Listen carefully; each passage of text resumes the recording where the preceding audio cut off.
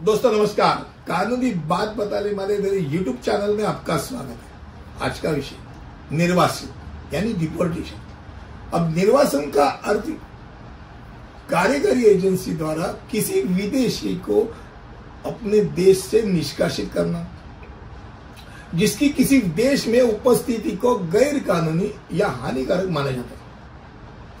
अब निर्वासन किसी व्यक्ति या लोगों के समूह को किसी राज्य से अपना अधिकार क्षेत्र से निष्कासित करना है। वास्तविक परिभाषा स्थान और संदर्भ के आधार पर बदलती है और ये समय के साथ भी बदलती है। दोस्तों आपको याद होगा कि ब्रिटिशों ने अपने देश के बहुत सारे राजनीतिकों को देश से दूर भेजा था, उनको भी डिपोर्ट किया था। लोकमान्य तिलक को बर्मा भेजा था, सावरकर को स्वतंत्र सावरकर को काला पानी की सजा हुई थी। तो काला पानी की सजा पर वो देश के अंदर ने उनको दूर रखा था, क्योंकि उस जमाने में वो डरते थे कि भाई ये इधर ही रहेगा तो और कुछ हो सकता है, लंबा रखे। अब ये राजनीतिक डिपोर्टेशन छोड़ो, अभी डिपोर्टेशन अलग अलग चीजों के कारण होता है।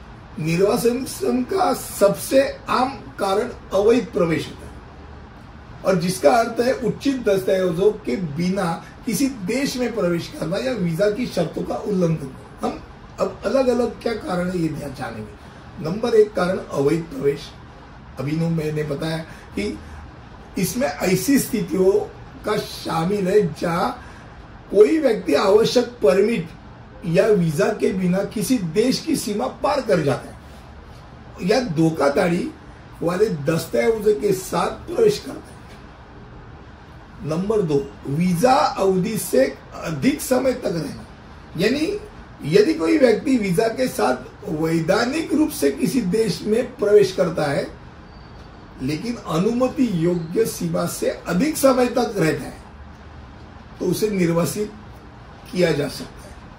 भाई अंदर तो आया ऑफिशियली, पर मैं टाइम पास ही कर रहा हूं या मैं छुपने की कोशिश कर रहा हूं। नंबर तीन, वीजा शर्तों का उल्लंघन करता है, यानी भले कोई व्यक्ति वैधानिक रूप से प्रवेश कर देता है लेकिन यदि वह अपने वीजा से जुड़ी शर्तों का उल्लंघन करता है, जैसे बिना अनुमति के काम करना या वीजा द्वारा अनुमति न दी गई गतिविधियों में शामिल होना, तो उसे निर्वासित किया जाता है। नंबर चार, आपराधिक दोष सिद्धि।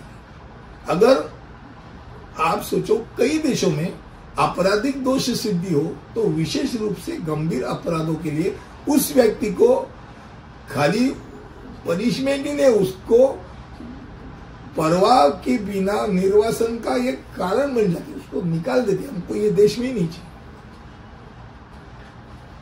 5, प्रशासकीय निर्वासन। अब प्रशासकीय निर्वासन सार्वजनिक सुरक्षा, सार्वजनिक हित और सार्वजनिक नैतिकता के आधार पर संघीय पहचान और नागरिकता प्राधिकरण द्वारा जारी किया जाता है। बहुत बार ऐसा होता है, आप लेटेस्ट देखेंगे तो कनाडा से अपने भारतीय राजदूतों को उन्होंने निकाल दिया। उन्होंने अगर 50 निकाल दिया तो भारत क्या करेगा? कनाडा के उतने ही 50 लोगों को बोलेगा, राजनीतिकों को, भाई साहब आप अपने देश में चले जाइए। उनको निर्वासित डिपोर्ट किया जाता है। अब डिपोर्टेशन ये राजनीति है, इसमें उनका कोई दोष नहीं है, पर ये राजनीतिक कारण है। तो आज हम निर्वासन यानी डिपोर्टेशन के बारे में जान रहे थे। अगले वीडियो में ऐसे कुछ रोचक जानकारी लेंगे, तब तक के लिए ही रुकता हूं। धन्यवाद।